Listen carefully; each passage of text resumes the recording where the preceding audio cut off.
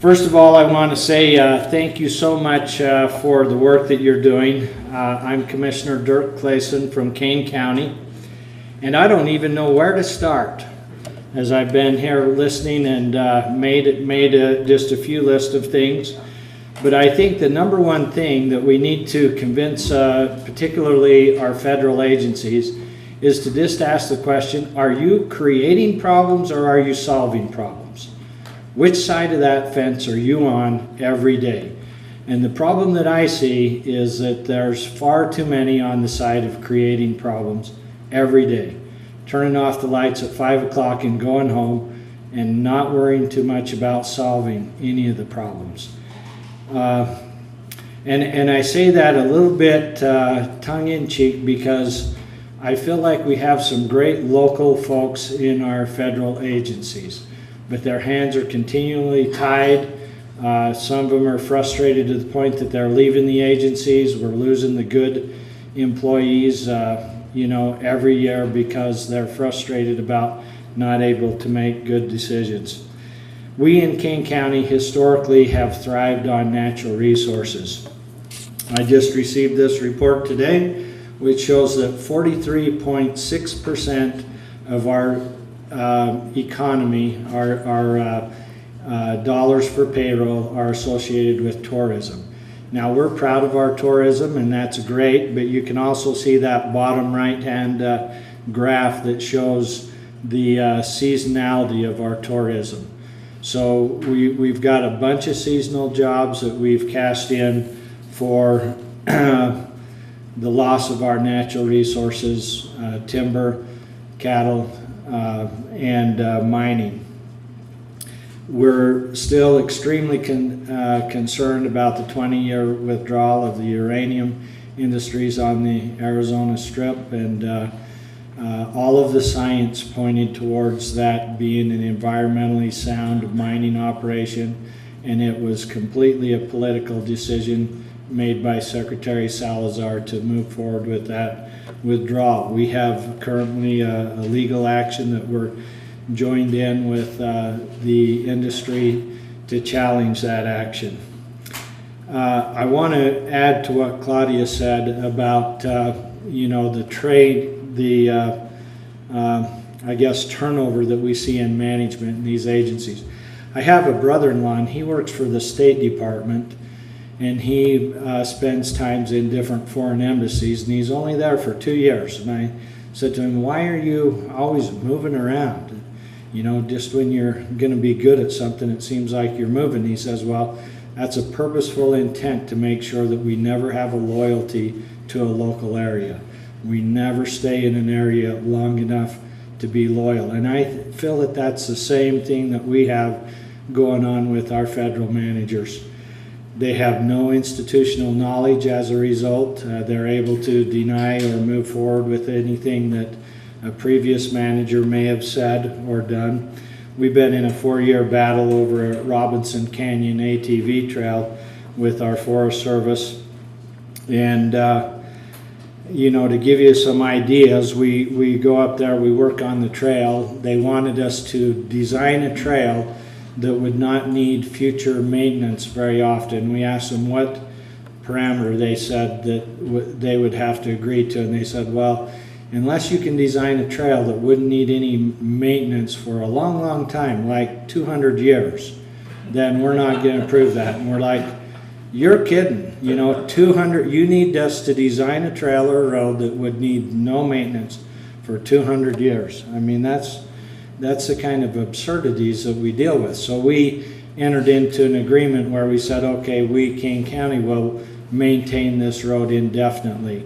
And then, of course, there were new issues. It could be in violation with the Clean Water Act, and we had our engineers go up and designed how they could make sure that there'd be no issues with any of that. And it's just like one thing after another that we continue to find with no real reason. Some mentioned about using some county roads for competitive events. We have an event that we're doing every year in our area, an ultra marathon. And we are not able to take that through any part of the grand staircase monument, even on our county roads. So that's just footprints on the ground. About 200 participants, and something as light as that we're not able to do in the grand staircase because of its monument designation. We have a lot of problems with getting film permits, and Kanab is known as Little Hollywood, and that's been an extreme burden for us when we have a lot of film industry opportunities, but we're continued to be denied those activities. We're dealing with a lot of issues that threaten even our recreation. Most of you have heard of the wave, and you know, it's regulated to no more than 20 people a day, and we have many more items that now the BLM is talking about adding the value of solitude and trying to regulate so that solitude is a managed attribute in those lands by limiting the amount of people. And so in the grand staircase we can have no more than 12 heartbeats on an excursion. So whether it's a Boy Scout group or a hiking group or whatever it is, and so some of our trail rides and other things, so a horse counts as a heartbeat, a dog have been limited, and it limits the recreational and the economic vitality of these things. We have many battles with the Corps of Engineers that threaten our normal routine road maintenance with dry wash crossings that they're trying to ask for 404 permits for, and we're in constant battle with those things. We have a lot of issues with dealing with what we would call healthy forest issues while we continue to build up unhealthy biomass and forest fire issues instead of using responsible industries and generating the economy associated with the forest resources that are around us. Those are just, you know, a small spattering of our issues. Of course, we're working on our road issues, RS 2477 roads, and we're simply trying to protect roads that have been in existence since 1966. So irregardless of all of the news articles that SUA and the Sierra Club seem to write about us trying to preserve every dry wash bed as a trail, we're just trying to protect what's been historically out there with good evidences on the ground since 1966. So we appreciate you and your ally of efforts in all of these activities. We're here to try to help when you need a story that might help you with an issue. Many of us counties can supply a good emotional story that can help you as you move forward with some of this lodging. Thank you. Thank you.